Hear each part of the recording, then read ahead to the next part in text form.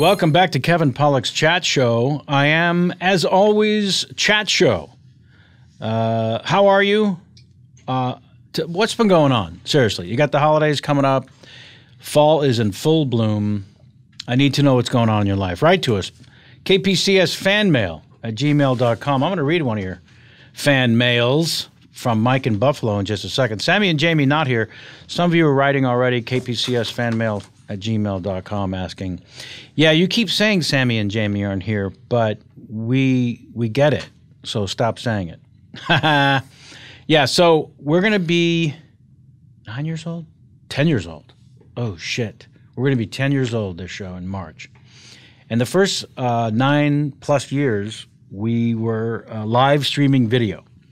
Like an idiot, I thought people gave a shit about that.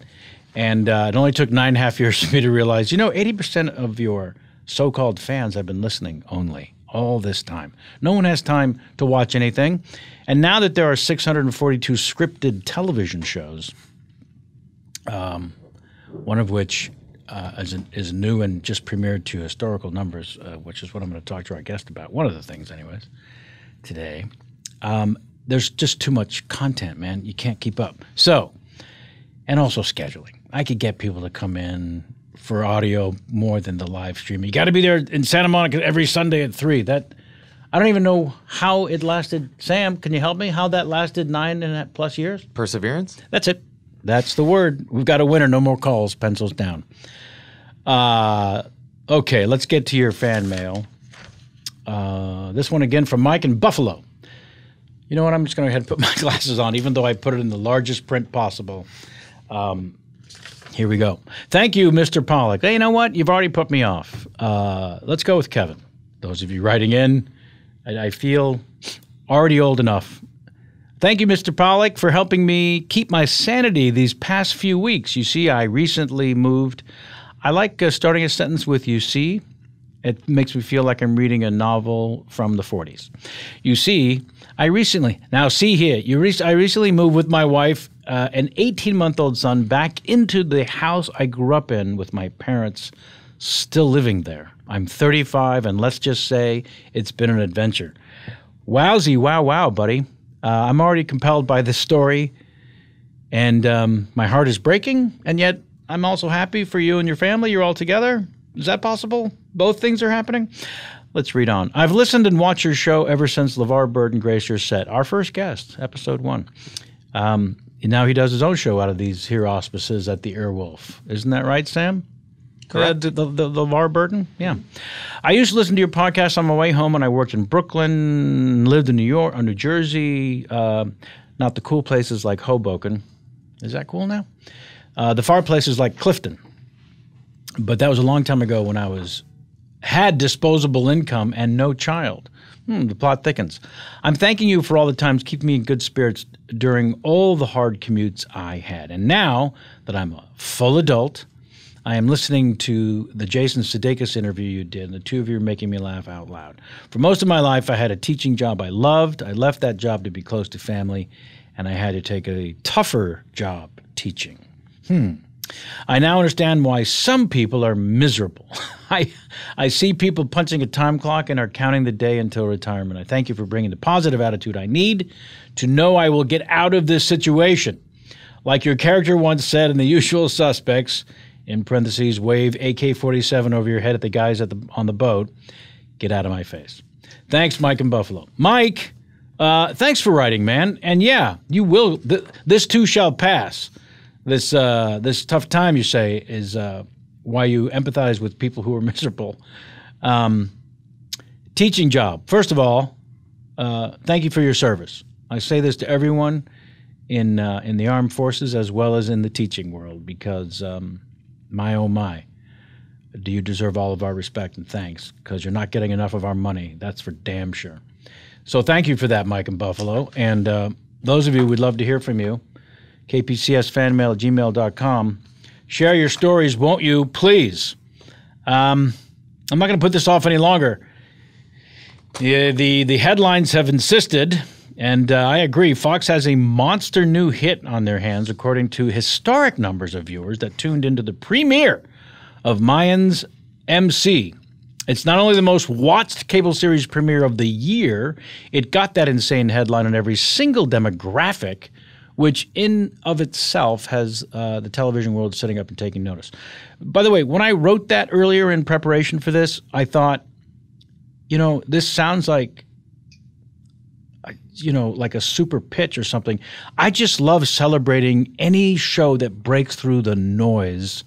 And so I watched the first episode of this thing, and holy shit, this guy, Kurt Sutter, has done it again. If I got his name right, Kurt Sutter? You nailed it. Okay, cool. Please welcome one of the stars of Mayans MC, the lovely and talented Danny Pino. Now, Danny, you and I met on the set of the SUV. SVU? SUV. What an idiot. You're the first person who ever did that. Yeah, right. Yeah. I wonder when they were putting the title together, someone didn't raise their hand and say, I know it's Special Victims Unit and we have to put SVU, but you know what's going to happen. They sell a lot of cars because of it. Yeah, right? Mm-hmm. I remember meeting on that show, and I felt like you had ginormous shoes to fill coming into that show. That was a serious transition. It was a shift for the entire show. Right? Absolutely, yeah. Yeah. But first, let's talk about Mayans. We'll come back to that because Space Holder. Holy shit! Congratulations. Thank you. Right out of the chute. Mr. Pollock, right? Is that what you said? Yeah. That's well, for the guests, yes. The people writing letters, I would prefer them to call me Kevin. All right, so let's start. I love origin stories. So you get a call, your agent. There's a script. Please read. How does this all begin? For Mayans MC. Yeah. Well, I kind of have to go back to early days of my career. All right. There was a show called The Shield. Holy shit. That Kurt Sutter started writing on. Right. And I was lucky enough to play Armadillo Quintero in the second season of The Shield. Let's not run past that because that was not only a monster hit, also in a new, smaller cable world, your character was an insane sociopath. He was. And yes, and it was kind of, I think, your introduction to television fame is that, I know you did work before that, but that was big. Yes. It was bigger than I thought it was going to be. Right. He's, Armadillo was, maybe per episode, maybe had one or two scenes, but he's kind of like the shark in Jaws that everybody talks about him. Right. And when you see him, bad things happen. Yeah. Right. So he had, more of a resonance to the character. Like he would have had his own music sting. That's right. When he comes on screen. That's right. There's a very specific bed of music. He had a backup band that would walk on stage with him. Yeah. And so Kurt was part of that writing staff. Yeah. So I went in and I read, and I believe the note that we got back from the initial audition was that he's too clean. He's too, I don't know. No, I get it, because this guy's kind of corporate, right? Well, if he's played that way, because he's in suits and he runs the ship. I'm talking about Armadillo. Oh shit! Sorry, I jumped ahead. No, it's all right. Armadillo Quintero, was a guy who was, a little he was darker, not clean. not a clean guy. Yeah. And so,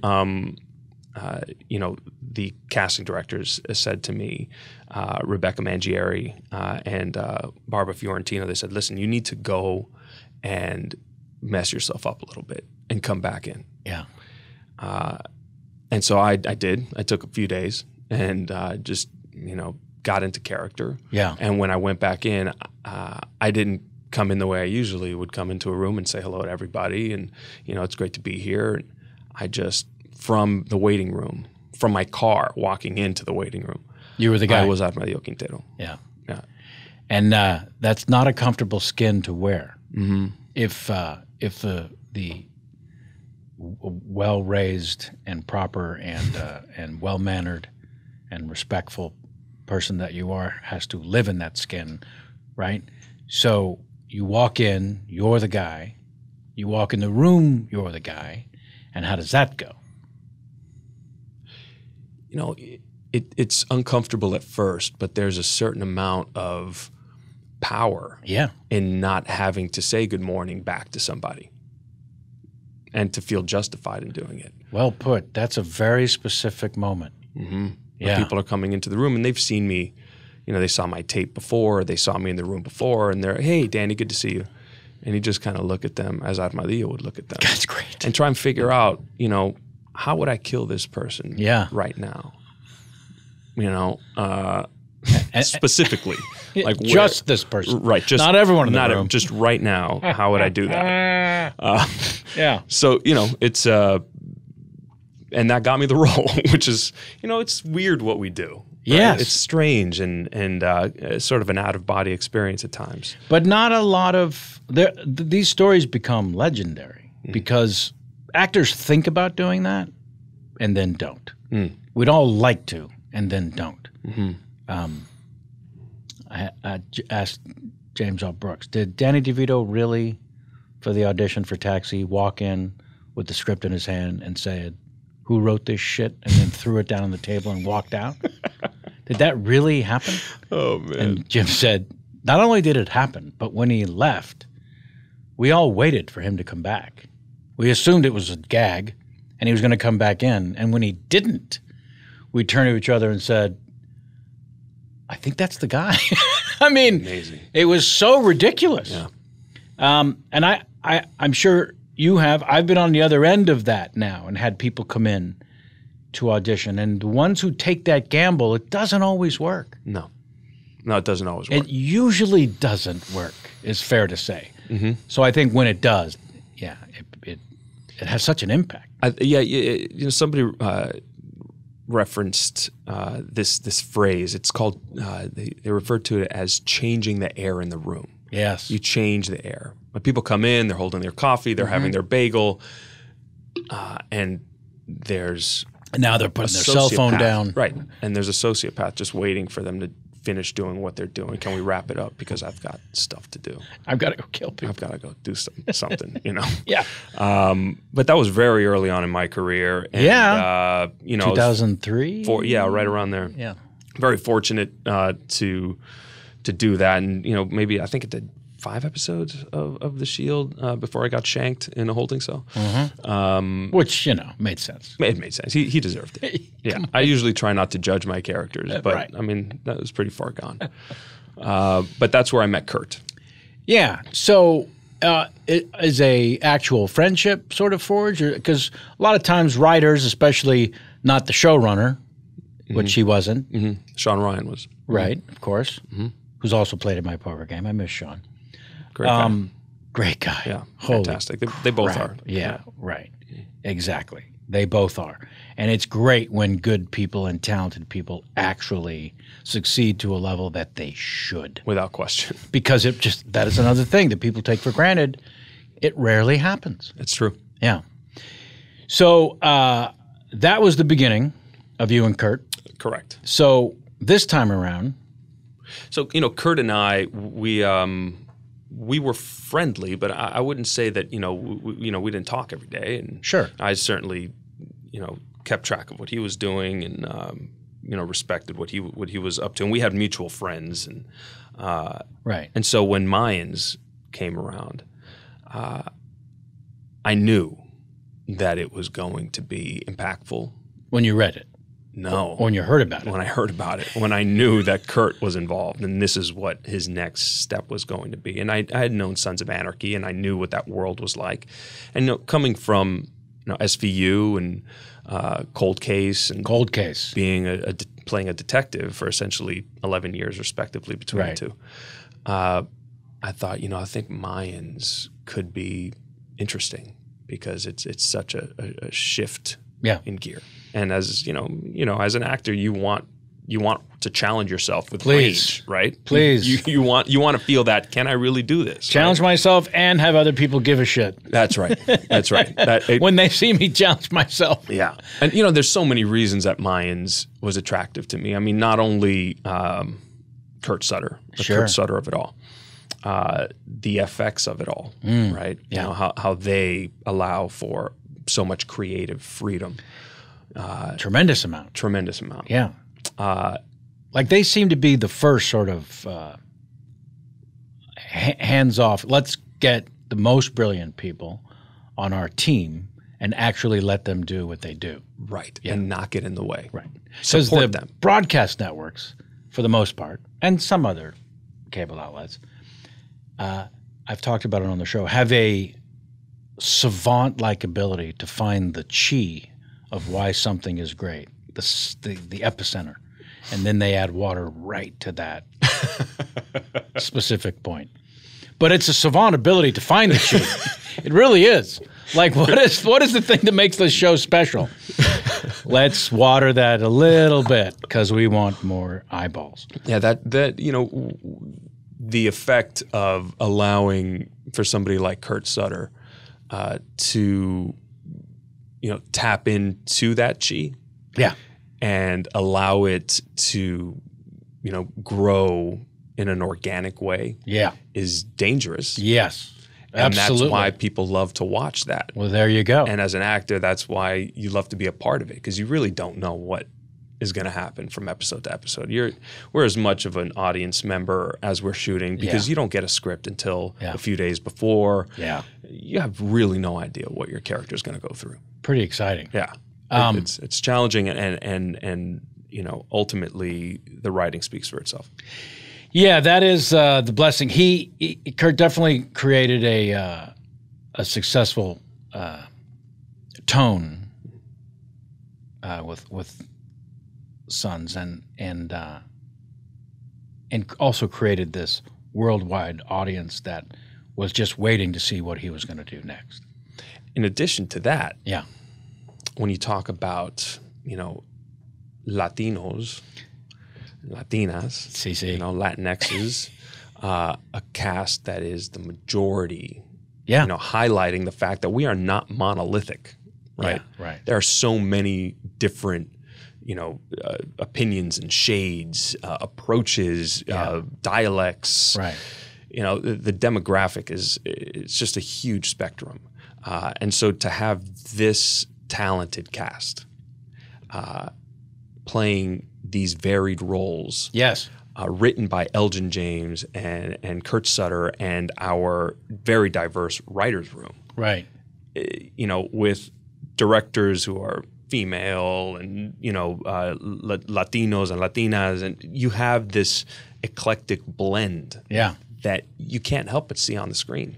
Well, that's also has to be something that not obviously speaks to you, but the opportunity to do great writing, the opportunity to work for that level of proven showrunner, the opportunity to then also be a part of a world that speaks to your own personal background, just in terms of race and upbringing, right?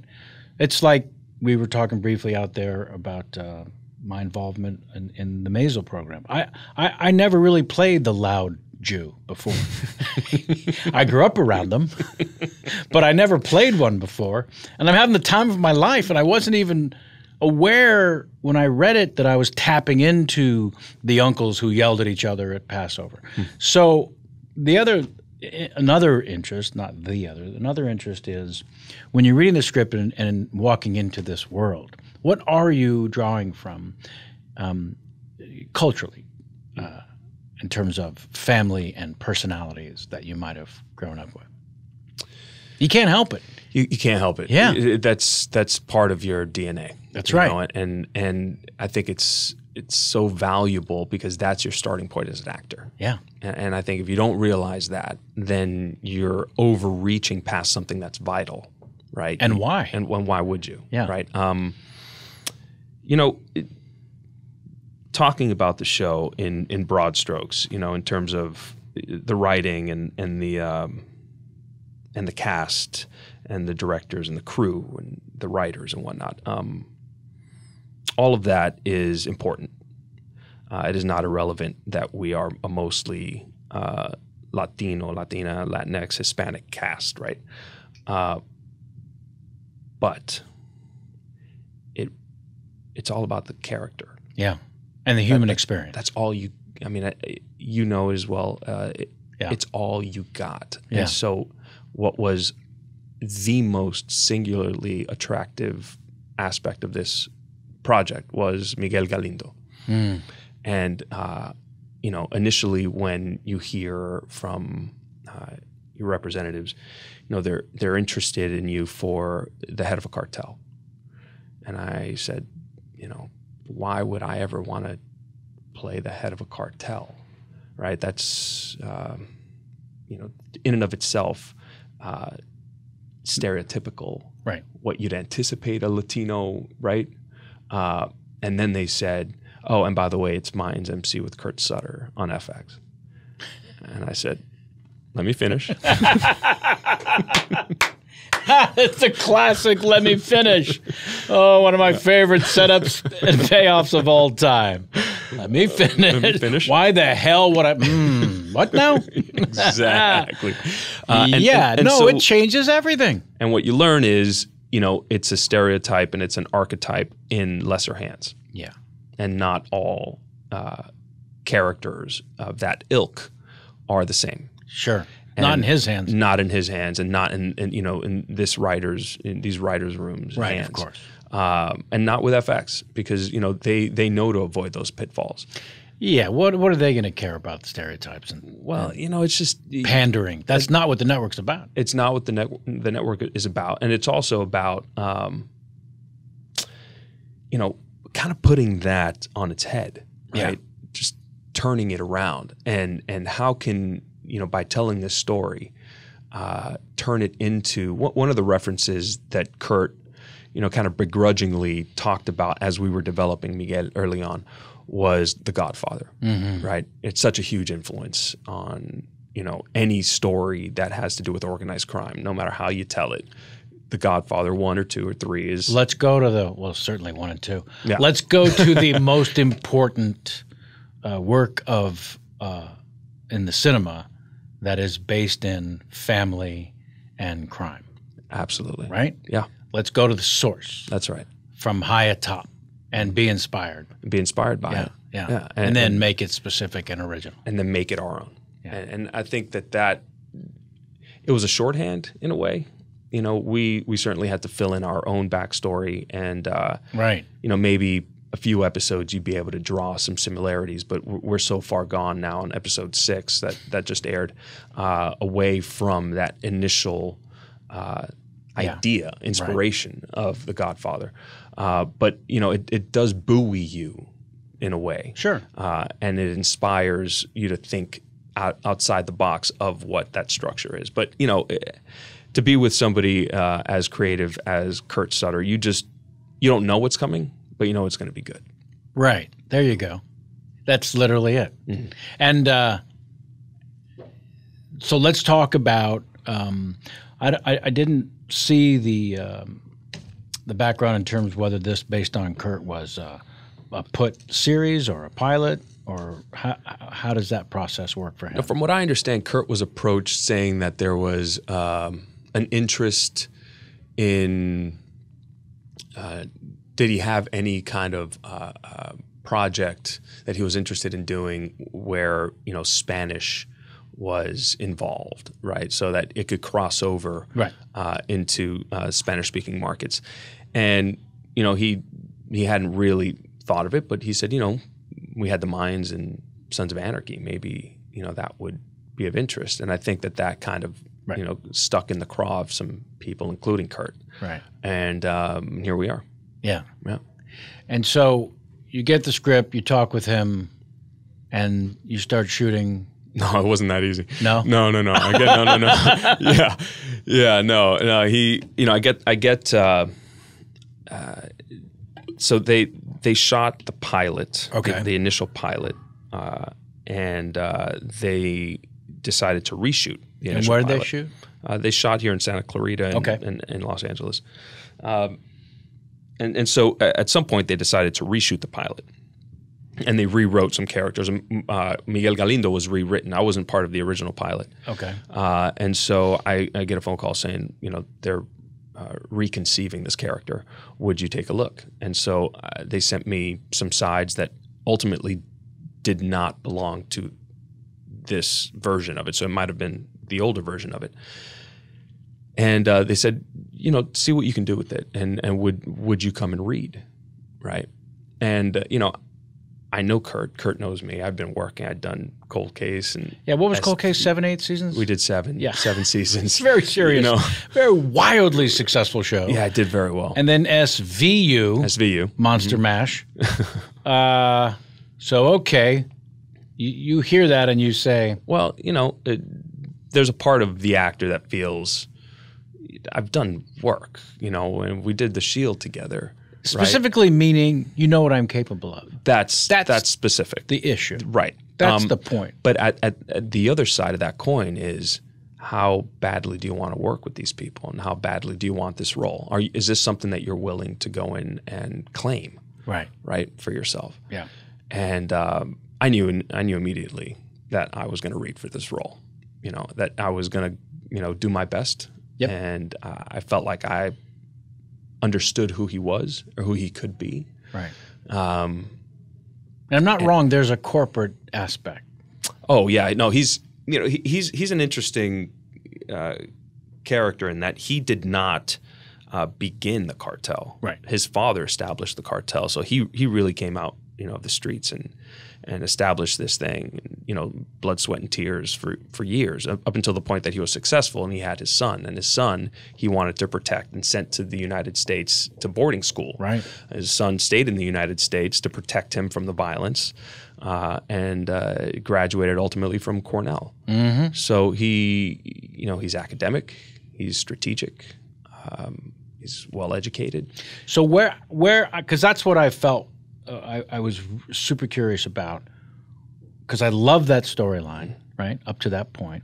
But at some point, when he, let's say, crosses over to take over the family business, or that's a part of his business world now, right? Because isn't there a duality also? Absolutely. Okay, so that same person, is it just in their DNA to be?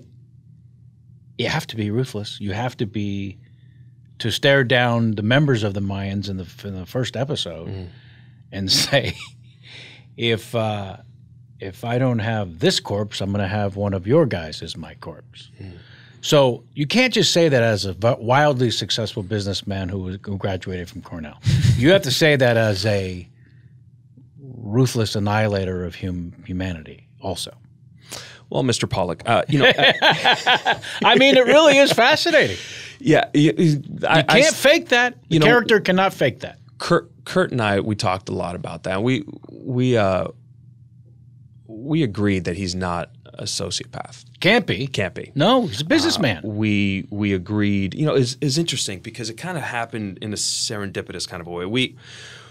Kurt invited us to a tone meeting, the first tone meeting for the pilot. Great. Invited the entire cast. Amazing. So we were sitting around with Norberto Barba, who's an amazing director who I worked with on SVU, and is the producing director on Mayans MC. Directed the pilot. And, the new and improved pilot. Right, correct.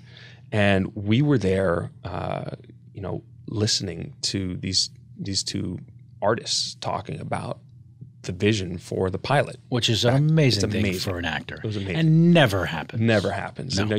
I felt like I was, listening to the grown-ups, talking about the plans for your future. Right? That's right. But at the same time, we were able to ask questions, and there was, a back and forth about it. So we broke for lunch, and I was looking through Kurt's library, which is right next to his kitchen, and there was a bright highlighter yellow book called How to Run a Drug Cartel. Jesus. Yeah. Jesus. Yeah. Written by a British economist. And it's out there. It's called Narconomics. Holy crap. And I said, Kurt, would you mind if I borrowed this? And he was like, no, go ahead. And this economist systematically, comprehensively breaks down the business. So your character clearly also... That would be his approach. Right. So it's so many things that this man wrote in that book I stole. And frankly, his using threats, intimidation, violence, torture is in lieu of having a team of lawyers to enforce his contracts. Yeah, it's the same thing as saying if I don't get these numbers, I have to lay off 20,000 people. Or if you can't provide what it is you said you were going to provide, I'm going to have to sue you. There you go. And by sue you, I mean... And by sue you, I mean I might have to... You're taking a dirt nap. Taking a little dirt nap, right. That you know, and that is the reality of the business. Sure. Right? Now, when that character's in the corporate world and says, you're leaving me no choice but lawsuit, he has to say it with the same sincerity and strength and power, right? Because the same way that he can't be challenged as a power entity in that corporate structure. But now, in that first scene, when your character is introduced and he's surrounded by a ruthless motorcycle gang who are also businessmen in their own right, but have an inclination towards violence as a way to get their business done, and are at peace with that. As a viewer, I'm instantly intrigued with how's this character going to get these ruthless maniacs to back the fuck off in a believable way, and then it happens. Yeah, well, and then it happens. You know, it's it's a make or break moment, quite frankly, not just for your character, but therefore for the show. Yeah, I felt the pressure for that. There's no question about it. You know, while we were shooting, the guys would hang out and whatnot, and I really kind of wanted to hang out with them because the cast is so sure. You know, they look ruthless, and a lot of them truly you don't want to mess with. Right. But in day-to-day life, these guys are lovely people to hang out with, and they're actors. Yeah, it's the kind of guys you want to hang out with, right? That tell jokes, and but that night I was alone. I did not hang out with anyone. I was off on my own. I just needed that singular focus. You know, and it's an interesting journey with Miguel, because you know he can't come across as putting out idle threats. No. Right. They need to be substantive. And I think that... It can't even be questioned. No, can't be questioned. But, you know, there's also the reality that the motorcycle gang needs him, right? Because he's the hand that feeds them. Sure. Right? So he has more sway than just the violence. Doesn't actually need the violence. No. Job security. It's job security. Is what he's offering. We have a symbiotic relationship. Right. And the minute that doesn't suit me... Right.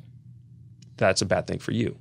Yeah, and so I actually one of the reasons the moment worked for me is because when he said, "I get that corpse," or "I get one of your guys as the corpse," it was less of a threat of violence and more of a, "I need to speak to you in a way you'll understand." Correct. Yeah. That's right, and they do such a great job. I mean, these actors, the guys on the Mayans. I mean, they seem so authentic. Oh, please. And a lot of them truly are. Now, what does that mean? A lot of them Kurt, I'll put it the way are. I'll put it the way that Kurt said it in one of because they all look authentic. Yeah. So I'm curious when I hear some of them are. We did a panel, and Kurt said, "I'm very proud of this show and this cast." And one of the reasons I'm so proud is because this cast has more jail time than screen time. And so, you know, there's an authenticity there. But I think what is more powerful is that these actors, these artists have taken those experiences and are now doing something incredibly Well, that's why I was asking positive. You about where you're drawing from family and DNA, from Latin culture, from your characters raised in a, let's say, use the word proper, but in a very controlled, institutional, higher learning, higher achieving American world. So you're born in Miami. Born in Miami, Florida. According to the internet. Correct. From Cuban descent. I am. Which means your father's first-generation American, or you were? My father was born in Cuba. Okay. So was my mother. Okay. And they both came in the early 60s. Right. Yeah. So you're first-generation American in the family. Correct. And they instill in you what? In terms of being an American and the responsibilities of carrying on the family? Man, everything. I mean, they instilled hard work. Yeah. They instilled family first. They instilled, it's an interesting combination because they also instilled so much gratitude to the United States. Wow. To working hard, studying hard. Athletics was a big deal. Sure. Being Cuban, baseball was, the pinnacle. But, I played as much flag football and threw a football around as much as I threw a baseball around. So, I mean, we were, apple pie, but also, pastelito de guayaba, and so Miami is still my home. And when I talk Sure. about home, I talk about Miami. Although I've lived, as much time outside of Miami as I've lived, in Miami at this point. So, I grew up with 4 brothers. We're 5 boys. Where are you in the... Number 2. Oh, okay. I'm number 2 on the call sheet. Uh-huh. And, I'm very close to my brothers. I have 2 brothers. You were talking about teachers. Yeah. I have 2 brothers who are teachers. Wow. My mother was a teacher. So great. I have sister-in-laws who are teachers. I have so much respect for that profession, and you're absolutely right. It is. Yeah, we're entertaining. They're a tough gig. shaping humans. That's right. Yeah. And when I talk to my brothers, and they say how great their students are and how inspired they are, and yet there are some that they talk about who they want to get to. Yeah. They want to reach out to them and just say you're that close, and it's so frustrating. Right. But yeah, it was a great childhood. Very Miami in the 80s and in the 90s. Just Wasn't just cocaine? No, it actually wasn't just cocaine. Because that's all the entertainment world has sort of suggested. There's great documentaries, by the way, also on the matter. That's right. Billy Corbin. Yeah, oh man. Yeah, the Cocaine Cowboys. That was a great documentary, and that gets a lot of play. But there wasn't. My family was so far removed. Yeah, I mean, from hometown pride. It's got to piss you off a little, actually, when stuff like that is. Miami has a lot more to offer. Oh my God. Than that. Yeah. And it's an easy, thing to fall back on. It's headline grabbing. That's right. Yeah. And when the biggest television show to have ever been in Miami is about Vice. Let's not forget those flamingos. And pastels. And giant shoulder pads. And the first 5 o'clock shadow, I think, on a leading man. I think you might be right. Yeah. Yeah. I just thought of it. I think that might be a statistic. That's right. Sammy, look that up, will you? If Miami Vice is the first time that a leading man or men on a television show were forefront with their 5 o'clock shadows. Yeah, so you come from this culture, but also from a place of gratitude, which is a resounding word for me in the description of your upbringing in terms of instilling, don't ever forget where our people come from and also how grateful we are at this second opportunity. There's no question. And there's another layer to that, being Cuban. It's, the idea that we are, not just immigrants or, not immigrants at all. We're actually exiles, in hopes of, going back to Cuba, at some point. Certainly my grandparents felt that way. My parents' generation, felt that way. So it's De Armas? De Armas is De my. Armas? That's right. De Armas is my on my mom's side. It's my grandfather. And in Gonzalo. relation to the actress Ana de Armas? Sure. No, not really. But yeah, why not? I'm somewhere. Did you see Blade Runner 2049? I did not see Okay, Blade Runner. she's the hologram love interest to Ryan Gosling. Is she fantastic? Of course she is. She's She's De Armas. stunning and astonishing, and the lead in this film I'm directing. But here's the point. Well, congratulations She really- to you. And Yeah, she really De is. Armas. She really is extraordinary. Actually, there's a great movie in researching her, Hands of Stone. the Roberto Duran Oh, right. Yeah. story. Edgar Ramirez. He's fantastic. Holy. Yeah. And it's arguably the best boxing scenes I've ever seen in a film in terms of authenticity. I've digressed. So,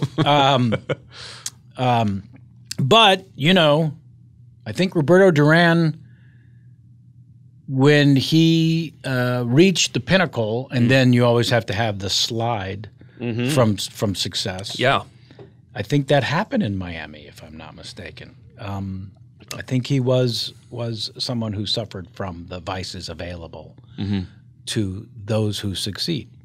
Well, you know, Miami, I think, has had to recover from that, you know, PR slide in the 80s in terms of being, you know, the hub of cocaine and whatnot. And that was a reality then. And I think Miami has really tried to, you know, to reshape the narrative. And I'm always looking forward to getting back home. You know, I'm proud of all of the accomplishments that Miami has made, and you know, it continues just to grow. You know, certain areas in Miami now that are vastly different than when I grew up. In what ways?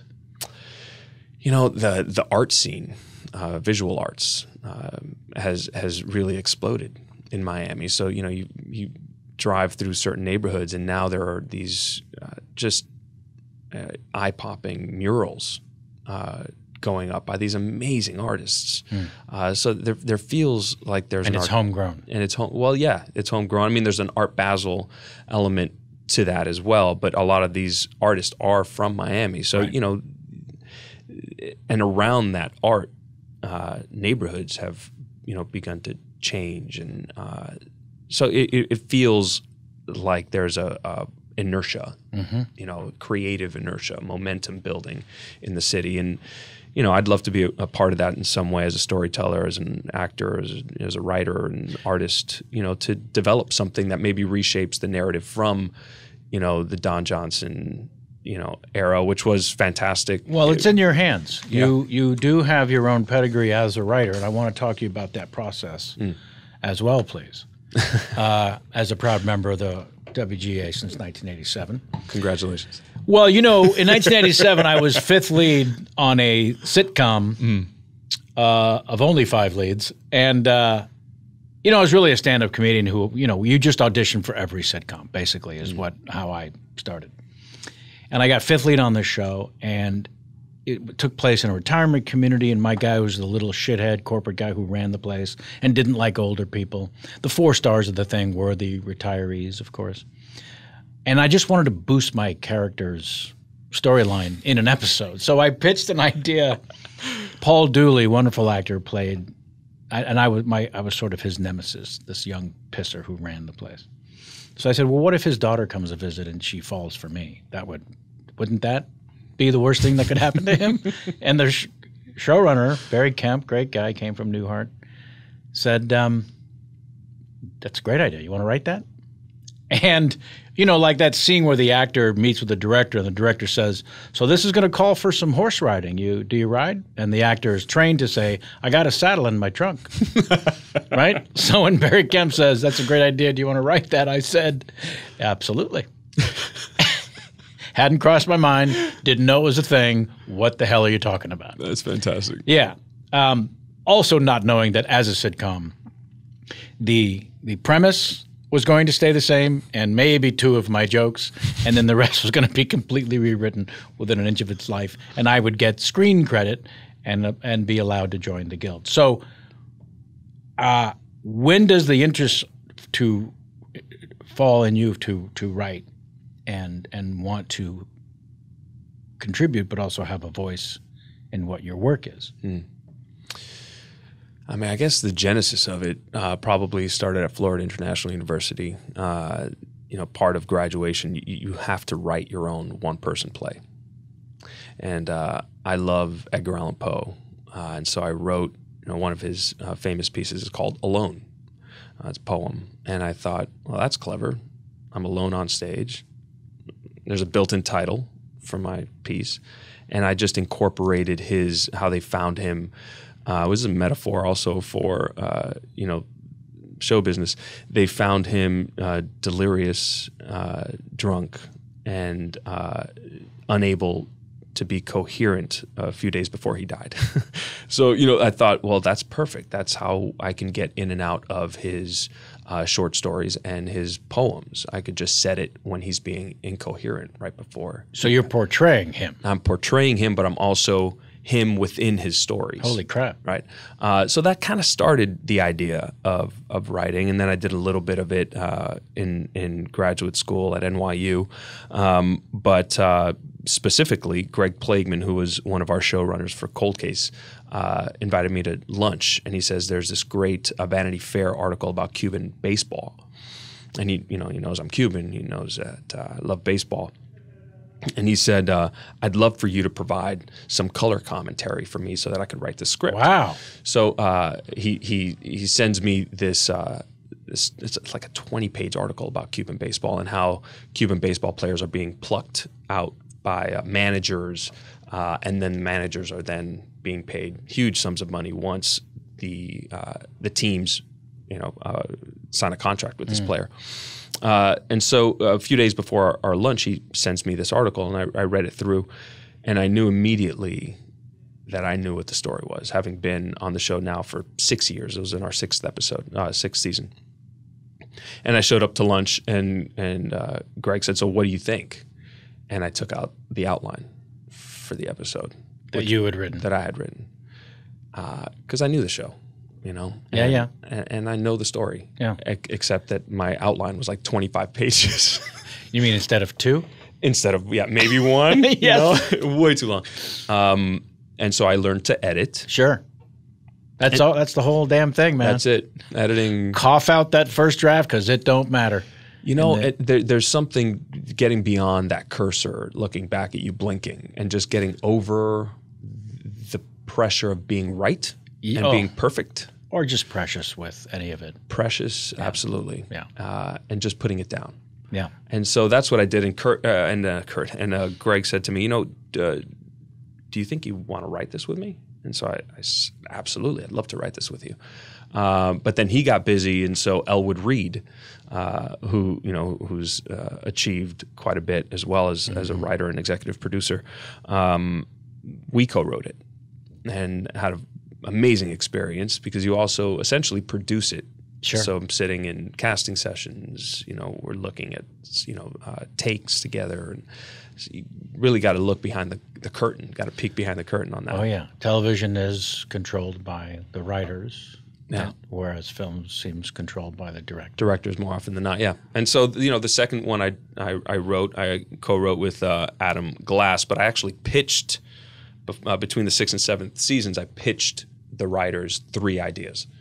And they were like, yeah, no. One was too similar to something that's already been working on, or we're already working on, or it's similar to a pitch. And then maybe about a month into the season, they said, you remember that pitch you said about the all Doors episode? I love Doors music, Jim Morrison, and that Doors episode, Traveling Circus, that you pitched us. Would you still be interested in co-writing that with Adam Glass? And that's how that happened. Yeah. So again, I love, because I had assumed just going through the dossier that you took a similar path in, which is I'm on a show, I'm accepted in this world, I'm going to seize an opportunity and create my own destiny a little more than what's been handed to me and what I've been arguably thriving in, right? Because that is, I think, what I'm hearing, right? That's what happened. I mean, I don't know whether I would have been able to write season 1 to 5 because it was so focused on the character. But by season 6, I felt like I knew this character and I knew what my structure in my life was. Yeah. And I could potentially dabble into something, some other creative aspect of the show. Yeah. And even the most original and inventive shows, by season 6, there is an actual formula as perhaps undermining that word might feel, to how these stories are told. There just is. You can step outside of it and push all boundaries. And also in a broadcast show, there are act breaks that are designed for reasons and the way these stories are going to be told. In other words, you have to follow a certain formula to even succeed. Right? Absolutely. There's a structure to it without question. Has to be. Yes. So then the challenge becomes, all right, structure be damned, how can I make this memorable? That's right. Right? But you also need somebody who is generous, open-minded, and creative in somebody like Greg Plagueman, who says, you know what? I think you got this. Yeah. I'm gonna ride this, and I'm gonna put my money on you. Those are the people who make all the difference. All the difference in the world. Yeah. Yeah. Have you had any opportunities to be that person for someone else? Because those are the ones that are the toughest to find. They seem more elusive than you would think. By the way, it could just be. Sometimes I find those opportunities in what a so-called day player who comes on and you see how serious they're taking the job. Mm-hmm. And you have an opportunity to just reach out and put a hand on her shoulder and say, you're doing great. Yeah. Yeah. I think that a lot is put, maybe too much is put in sports analogies. At least that's what my wife says. Like that you've used that sports analogy one too many times, Danny. Maybe it's too broad. I understand you hit the ball deep, hon. But I do believe in teamwork. Yeah. And I believe in teamwork in terms of, your everyday players and your specialty player who comes in and their job is just to hit the home run. That's right. Just come in and swing for the fence. That's right. And you need to support those people as much as you support the people you see every day. Absolutely. If not more so. Yeah. Because they have a lot of pressure on them. They're coming into a moving train. Way more pressure. Yeah. In fact. And I was lucky early in my career to work with people from top to bottom who created an atmosphere on set that was supportive so that you can feel creative and spontaneous and try new things and take a risk. Right. I feel like when that doesn't happen, and I've been on those sets too, you find yourself not only battling your interpersonal voice, which is big enough, right, on a constant basis to get out of the way. But you also feel, less than supported to break out of what is on the page and maybe find something else that is inspirational and maybe more true than what is written. Right. We both have shared a co-star in Tony Shalhoub. Yes, we have. And I when Meza was fortunate enough to win the Emmy for the best comedy program recently, I was able to make him laugh really, really hard in the moment that we're all on stage together. There was actually a wide shot while one of our showrunners, Dan Palladino, was already into his acceptance speech. There was a wide shot because, we've all seen it. Best show, best movie. Craft service is on stage. It's a big stage. Everybody's up there. Yeah. It's a beautiful thing. Yeah. The whole team's up there. Yeah, and I never came anywhere near something like that and hadn't even put it on the list of things to do. So it was surreal. So I just went, as I stood next to Tony, I just do what I do, which is to be class clown. And I said to him, and then you see it in that wide shot, but you don't hear it. But what I said to him was, so it's official. You're the only one of us who lost tonight. Because Best Supporting Actor had gone deservedly, and he agreed to Henry Winkler. Mm-hmm. And he threw his head back laughing. He was so tickled by the very notion that now is when you're going to say that? When we're on stage, in the most magical moment ever. Well, I hope he wiped his tears with his Tony. Exactly. He wiped his tears not only with his Tony, but with his other Emmys that he had already received in the past. Yeah, he had just won the Tony like within 7 or 8 weeks. So he was he's amazing. He's truly amazing. Right? Yeah. It's ridiculous. Yes. I think he's a uniquely talented, generous. Unfairly talented. Unfairly, and yeah, I found myself in certain scenes with him outside of the scene, just laughing and trying to figure out how he was doing what he was doing. Yeah, I suffer from that. He's the only one on the show that breaks me. Yes. While we're working. So I would love to take back to work in the early spring for season 3. Any little nugget you can cough up now. Even though he's been a guest on the show recently, he doesn't listen. So I'll assume for his own mental health. But any sort of nugget you can cough up that I could just stick in his side, little tiny. There was something once that happened. Oh man, I wish something was coming up. Well, we'll continue, and if something comes to mind, all right, you can cough it up. But he's a truly. Or text to me later. I might have to text him later. Yeah, that's fine. Yeah, he's kind of a genius, I feel. Yeah, no, it's annoying. Yeah, no, I hate him too. What are you watching these days? So I like to again, any show that breaks through, we're both extremely lucky right now in our lives to be a part of two that are being talked about by a lot of people. No, I just watched your pilot. Okay. And so which I'm not in, so it's really which you're not in, which I thought was a good choice. But I was really struck by the fact that I was watching a television show. Right. This is a period piece in New York. I mean, with exteriors that are supposed to be 1958, and you're talking about crane shots, and it's just spectacularly done, and the art direction in and of itself is amazing, but the cast and the writing, I was laughing. Yeah. There were impassioned moments. That's going to be what I'm watching.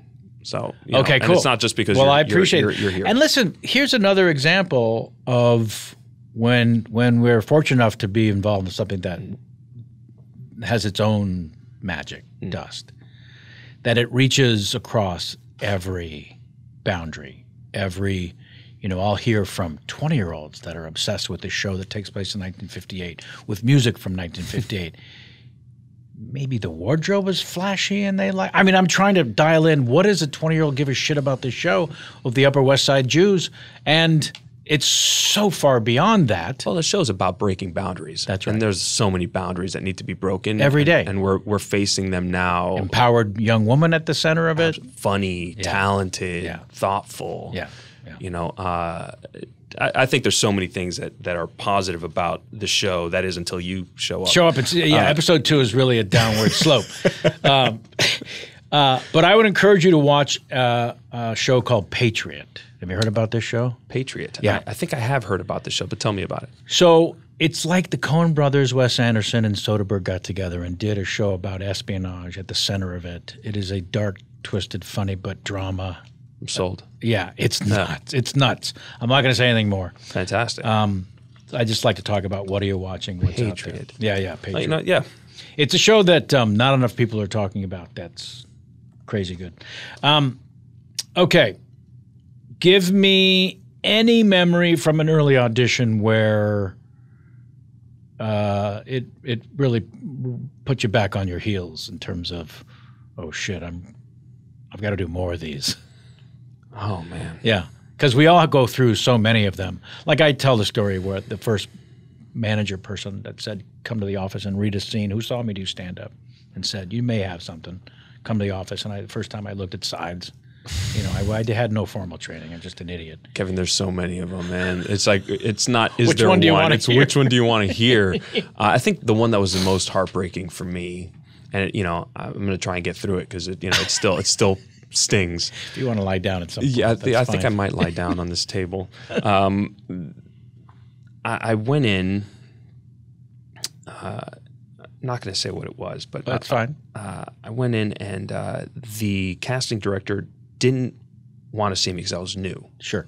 And she only wanted to bring in names for the director. Right. And somehow my manager was able to get me in because I think the director was represented by the same management company. So perfect. That's how it happened. This is what we need them for. Right. And so I go in, and of course I had just graduated, and I was hungry, and I was at the Roosevelt Hotel, right? Hollywood, California. That's correct. And I had 2 scenes. I did the first scene, and the director had no notes. And he said, "I've got nothing for you, man. That was great. Can you do the second scene? Do you have the second scene?" I was like, yeah, I'm ready. We could have shot it. I mean, that's how prepared I was. If they had set up lights and cameras, we would have shot it. It was not an audition for me. I was all in. Did the second scene, and the director looks at the casting director and says, "Well, this is our guy." In front of you. In front of me. Hasn't happened since, because it doesn't happen. Not happened since. And the casting director said, "You know what? I absolutely agree. I didn't even want to see you," she admitted to me. "I didn't even want to see you because of how this all went down." And I was like, I'm aware that there was some confusion. And, I was trying Confusion, good word to use. Tap dance. But he said, "Oh my God, I mean, that was it. That was it." And they started laughing, and we were all laughing. And the director said, "Let's keep it down because there's 2 guys that are still waiting to come in the waiting room." Yeah. So I go down, and I'm in my Rent-A-Wreck. Sure. Because, $300 for a month. That's right. It was a Ford Festiva. Shout out. Rusted red. Shout out to the Ford Festivas out there. Stick shift. Uh-huh. It caught fire. But anyway, that's another story. Oh, man.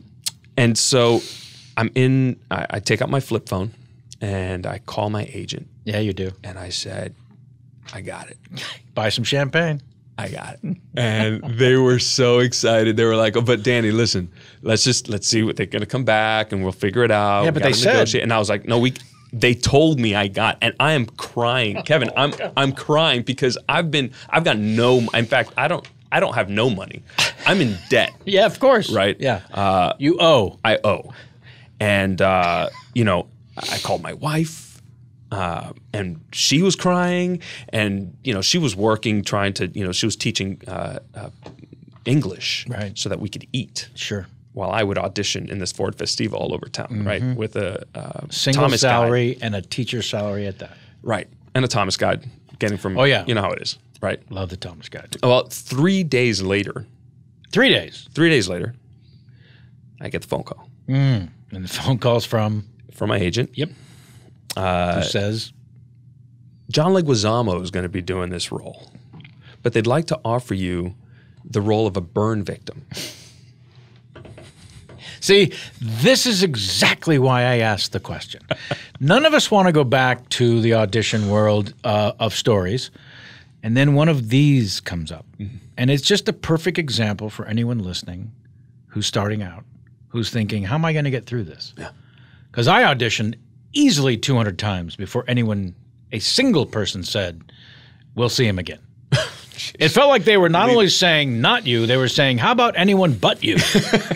Okay, so it was a conspiracy. I think it's important, really. Yeah. Mm-hmm. No, you were promised the world. I was promised the world, and I was out here auditioning. I was living in New York, and I get a phone call from the director a few months later and says, "Danny, look, I really want you to play this burn victim. I'm really sorry about how it went down."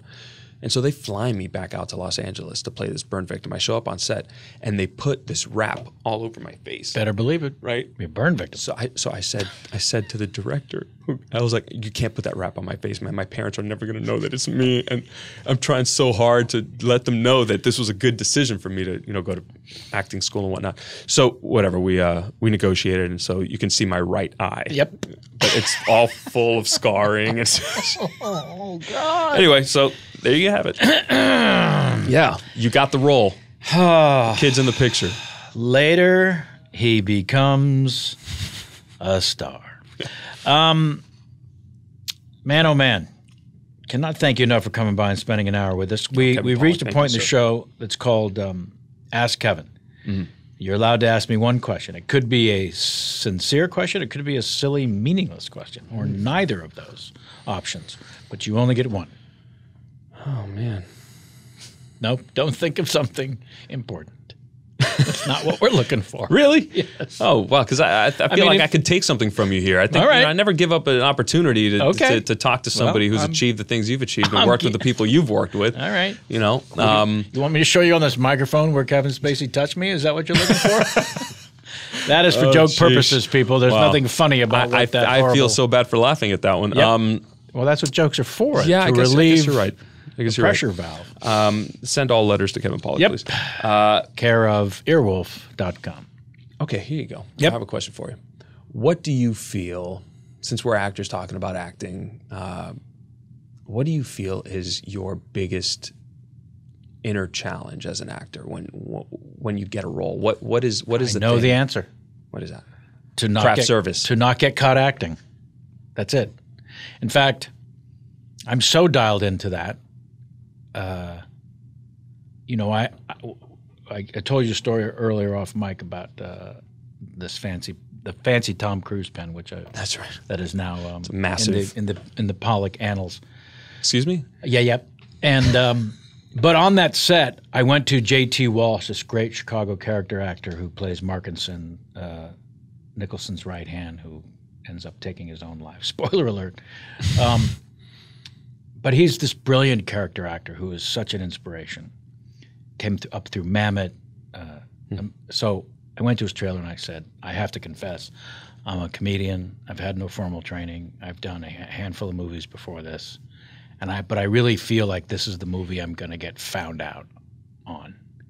That they're going to tap me on the shoulder and say, we've made a horrible error. And he said something that I've carried with me these last 26 years. You're already doing a style of acting that people train for their whole lives, which is less is more. You're already able to just relax and be in the scene and just listen to the person talking in front of you and respond.